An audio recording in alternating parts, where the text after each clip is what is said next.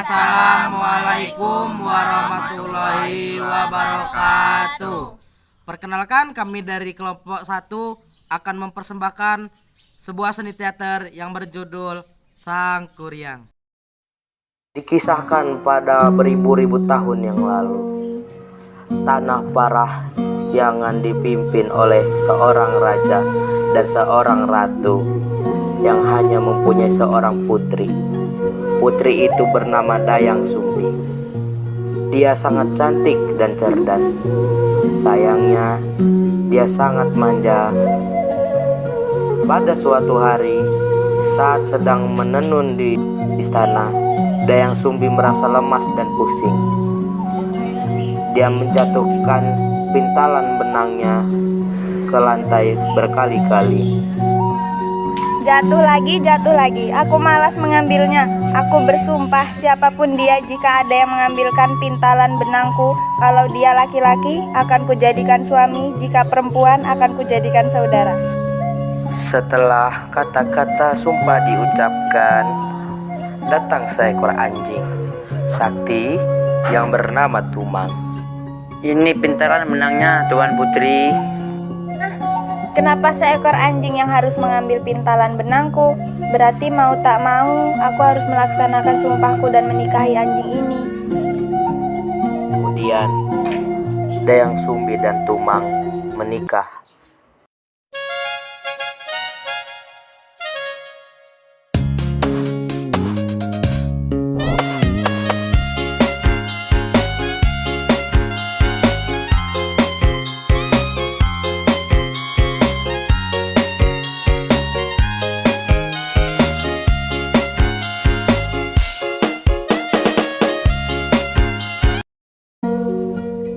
Dan hidup berbahagia hingga mereka dikaruniai seorang anak yang berupa anak manusia, tapi memiliki kekuatan sakti seperti ayahnya. Anak ini diberi nama Sang Kuryang. Dalam masa pertumbuhannya, Sang Kuryang selalu ditemani bermain oleh seekor anjing yang bernama Tumang, yang diketahui hanya sebagai anjing yang setia, bukan sebagai ayahnya. Sang Kuryang tumbuh menjadi seorang pemuda yang tampan dan gagah perkasa. Pada suatu hari, Dayang Sumbi memanggil putranya, Sang Kuryang. Nak, Bunda akan mengadakan suatu pesta. Pergilah kau berburu rusa di hutan bersama si Tumang. Baik, Bunda. Tibalah Sang Kuryang di sebuah hutan. Mana lagi ya, supaya aku bisa mendapatkan seekor rusa. Dari tadi pagi sampai siang, aku menjelajahi hutan ini tapi tidak kutemui seekor pun rusa. Aku lelah sekali, tapi aku tidak ingin mengecewakan Bunda. Aku tidak ingin pulang, kalau pulang tidak membawa hasil. Maafkan aku, Tumang. Terpaksa anak panah ini harus kutunjukkan padamu. Dengan sangat terpaksa, dia mengambil sebatang panah dan mengarahkannya pada Tumang. Dan tak lama kemudian, si Tumang pun sekarat, kemudian mati. Setibanya di rumah, Sang Kuryang menyerahkan daging Tumang pada ibunya. Bunda, ini daging rusanya, hasil tangkapanku. Terima kasih, Nak. Kau hebat sekali. Bunda sangat gembira. Kau sudah pintar berburu rusa. Setelah menerima daging buruan Sang Kuryang, Dayang Sumbi melanjutkan acara pestanya. Sesaat setelah pesta usai, Dayang Sumbi teringat pada si Tumang. Di mana si Tumang, Nak? Dari kemarin Bunda tidak melihatnya. Sepertinya hari terakhir kemarin dia ada bersamamu. Terus sekarang kemana dia? Tuh, Tumang sudah mati, Bunda. Terus siapa yang membunuhnya? Kemarin, waktu aku berburu di hutan, sudah aku jelajahi seluruh hutan dari pagi sampai siang. Tapi, aku tidak menemukan rusa seekor pun. Aku tidak ingin mengecewakan Bunda. Jika aku pulang tidak membawa hasil buruan, terus aku arahkan panahku pada si Tumang. Kemudian, dagingnya aku serahkan pada Bunda. Jadi daging yang kau serahkan pada Bunda kemarin itu adalah daging si Tumang. Betul Bunda. Dasar anak tidak tahu diri, kau pembunuh. Bukan main, marahnya Dayang Sumbi begitu mendengar cerita itu. Tanpa sengaja, ia memukul kepala Sang Kuryang dengan sendok nasi yang dipegangnya. Sang Kuryang pun terluka. Kenapa Bunda memukulku? Sedemikian murkanya Bunda padaku. Sang Kuryang kecewa pada Bunda. Baiklah, untuk menebus kesalahanku, aku akan pergi mengembara.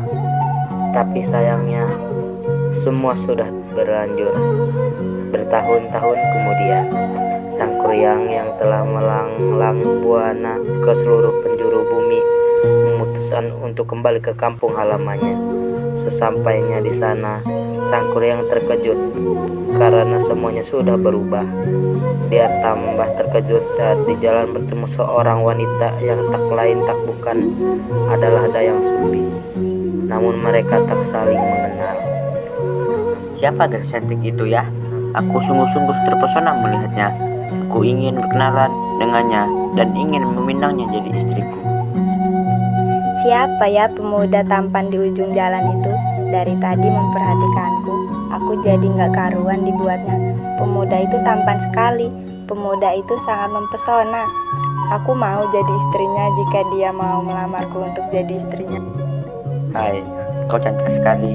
Aku sangat terpesona dibuatnya. Aku ingin sekali melamarmu. Maukah kau jadi istriku? Iya, tentu saja aku bersedia. Aku bersedia jadi istrimu. Kau tampan sekali. Calon suamiku Sang Kuryang, apakah kau tetap ingin menikahiku? Nih. Tentu saja, Dayang Sumbi, calon istriku yang cantik. Kalau begitu, aku hendak mengajukan 2 syarat jika kamu tetap ingin menikahiku. Syaratnya, Aku ingin kau membuat bendungan untuk membendung sungai Citarum dan membuatkan sebuah perahu untuk menyeberanginya. Syarat itu harus sudah jadi sebelum fajar menyingsing. baik, akan kupenuhi syaratmu. Tak lama kemudian, Sang Kuryang pun pergi berlalu dari hadapan Dayang Sumbi dan segera bekerja melaksanakan permintaan Dayang Sumbi. Tak lupa dia juga menggunakan kekuatan yang dia dapat dari ayahnya untuk memanggil jin-jin dan membantunya.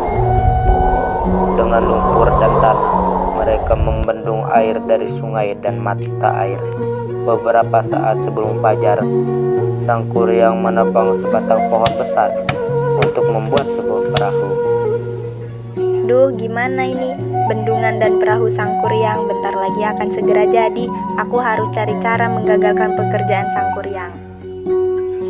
Ketika Dayang Sumbi melihat bahwa Sang Kuryang hampir menyelesaikan pekerjaannya, dia berdoa pada dewa-dewa untuk merintangi pekerjaan anaknya dan mempercepat datangnya pagi.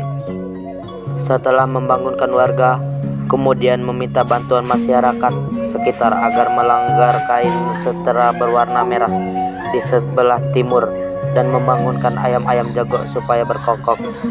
Suasana malam pun berubah menjadi suasana fajar. Hah? Ayam jantan sudah mulai berkokok dan awan-awan mulai terlihat merah-merahan. Tanda fajar telah menyingsing. Tak biasanya matahari terbit lebih cepat dari biasanya. Ini pasti tipuan Dayang Sumbi. Kukutuk kau Dayang Sumbi. Sang Kuryang pun menghentikan pekerjaannya karena merasa telah gagal memenuhi syarat Dayang Sumbi. Dengan sangat marah dan kesal, dia mengutuk Dayang Sumbi, kemudian merusak bendungan yang telah dibuatnya sendiri. Dan desa-desa pun tenggelam karena air bendungan. Lalu Sang Kuryang pun menendang perahu buatannya sendiri yang hampir jadi di tengah hutan hingga perahu itu berada dalam keadaan terbalik dan membentuk gunung tangkuban perahu. Perahu yang menelungkup